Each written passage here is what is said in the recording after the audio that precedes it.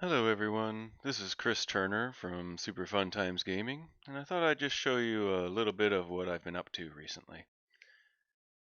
So about a week or two ago, a company gave me a little bit of a test. The test was pretty simple.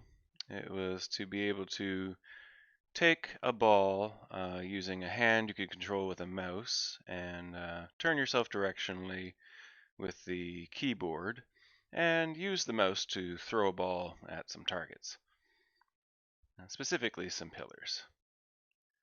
So I had about 15 to 18 hours-ish of time that week to put towards it. And this was the result. You've got a little environment here. Though I previously did make these trees and grass and rocks just for practice, and then threw them into this particular map after adding a little bit of a grass wind effect so that they would move around a little bit. Other than that, everything was made from scratch. No templates or anything to that effect. So it's pretty straightforward. You throw the ball at the pillars and you get some points.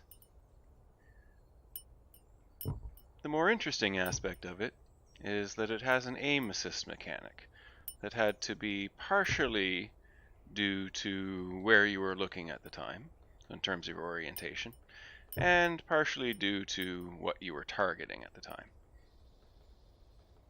So I'll show you a little bit of how that works.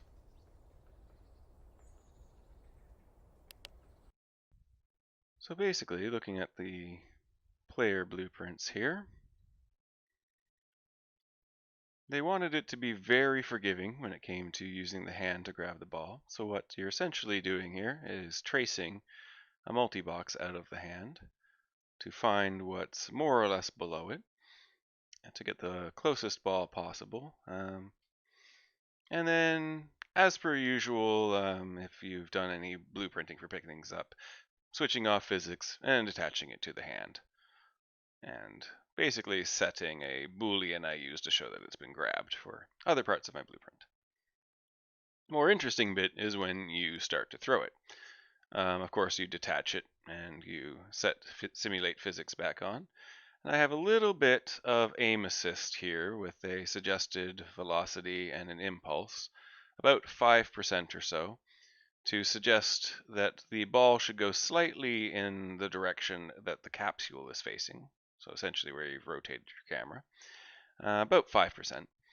And also an aim assist that will gradually, depending on the distance of the pillar, curve by adding impulse the ball towards that pillar so that you kind of have a slight gravitational sort of effect. And that's more or less the interesting aspect of this particular blueprinting. The rest of it is fairly standard.